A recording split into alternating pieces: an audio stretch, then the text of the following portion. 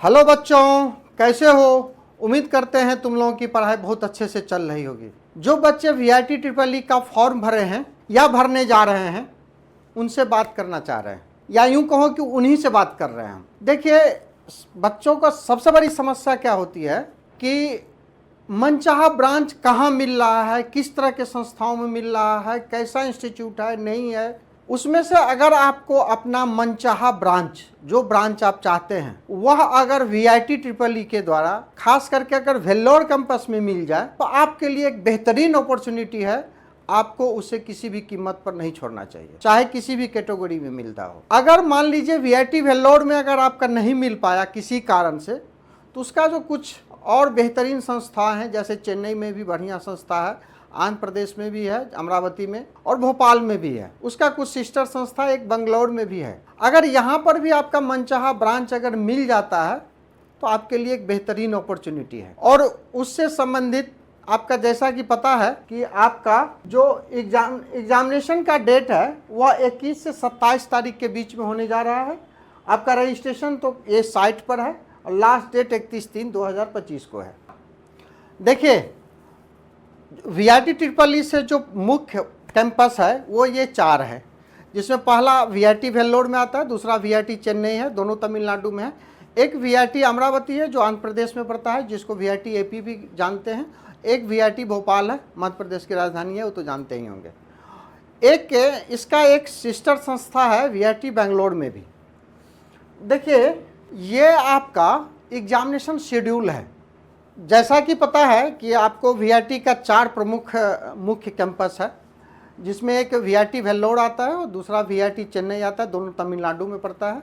एक वीआईटी अमरावती है जो आंध्र प्रदेश में पड़ता है। एक वीआईटी भोपाल है जो मध्य प्रदेश में पड़ता है।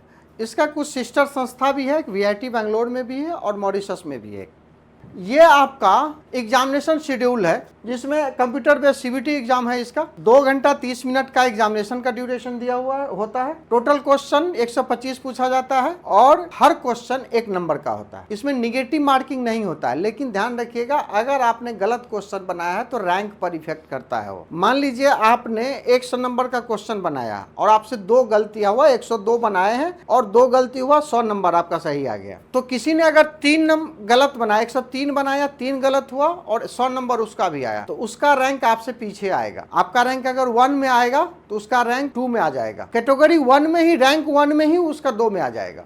एक देखिए, marking Exim mark each correct answer तो है, लैंग्वेज इंग्लिश का होता है। देखिए, एग्जामिनेशन पैटर्न कुछ सब्जेक्ट वाइज ऐसे है, जैसे फिजिक्स में 35 क्वेश्चन पूछते हैं, 35 नंबर का।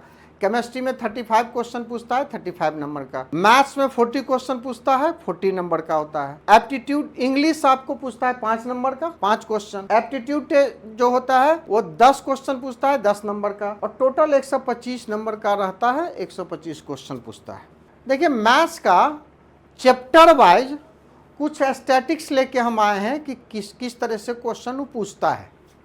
तो देखिए, वेक्टर अलजेब्रा का 9% है, मैट्रिसेस एंड डिटर्मिनेंट का 8% है, प्रोबेबिलिटी का 8%, डिफरेंशियल कैलकुलस का 7%, integral calculus 7%, complex number 6%, coordinate geometry 6%, trigonometry 6%, differential equation 6%, set relation and function 5%, analytical geometry of 2 dimension 5%, application of derivative 5%, statistics 5%। यही आपसे क्वेश्चन वो इस तरीके से पूछते। देखिए, ईयर वाइज कुछ हम आपका स्टैट लेके आए हैं, जो मैथ्स के किस चैप्टर से कैसे कब क्वेश्चन पूछा गया है, तो कितने नंबर का क्वेश्चन किस साल पूछा गया है। तो देखिए, कुछ इस तरीके का है। देखिए, ये है मैट्रिसेस एंड देयर एप्लीकेशंस। जिस तरीके से सिलेबस उसने फॉर्म किया है, हमने उसी तरीके से लिखा है। ये vector algebra, differential calculus, differential equation, integral calculus, 3 dimension geometry, 2 dimension discrete mathematics, trigonometric and complex number, probability and distribution. देखिए, ये 2024 से 19 तक है। 20 में एग्जाम हुआ नहीं था कोरोना के कारण, वो नंबर बेसिस पर कुछ डायरेक्ट एडमिशन ले लिया था। अब हम आपको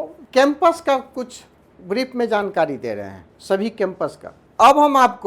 अब हम वीआईटी ट्रिपल ई का जो कैंपस है उसके बारे में कुछ जानकारी दे रहे हैं। पहला है वीआईटी वेल्लोर। ये 90+ मार्क्स, सीएससी के लिए, कंप्यूटर साइंस के लिए 90+ मार्क्स चाहिए और रैंक 3000 से कम। सीएससी स्पेशलाइजेशन के लिए आपको 92+ मार्क्स चाहिए और रैंक 2500 से कम, ये कैटेगरी 1 के बच्चों का है रैंक। देखिए सीएससी के ब्रांचेस सभी सीएससी और सीएससी स्पेशलाइजेशन दोनों को मिला करके लगभग 1200 सीट है वीआईटी वेल्लोर में, 1200। तो कंप्यूटर साइंस में ये सब कंप्यूटर साइंस का कुछ ब्रांचेज है जो वहाँ पर पढ़ाया जाता है। इसी तरीके से आपको ये वीआईटी चेन्नई का स्टार्ट है कुछ, और इसका ब्रांचेज अवेलेबल कंप्यूटर साइंस में ये सब है जो आप देख रहे हैं अभी। इसी तरीके से ये वीआईटी आंध्र प्रदेश का है, अमरावती में है, जो आपका कंप्यूटर साइंस और बिजनेस स्टडी है। CSC computer science, cyber security closing rank, ये है मतलब स्पेशलाइजेशन है।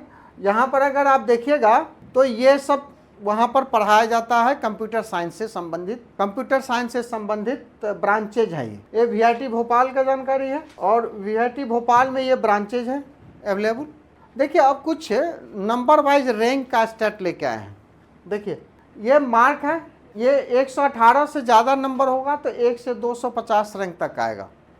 ये 113 से 117 नंबर तक अगर आता है तो 250 से 500 तक का रैंक आएगा आपको। 90 से 113 के बीच का ये है, 81 से 90 के बीच का ये रैंक है। ये है 72 से 80 का, 60 से 71 का, 43 ये मार्क्स है, और ये रैंक है कुछ इस तरीके का। अप्रॉक्सीमेट है, एग्जैक्ट नहीं है, ये अप्रॉक्सीमेट वैल्यू है।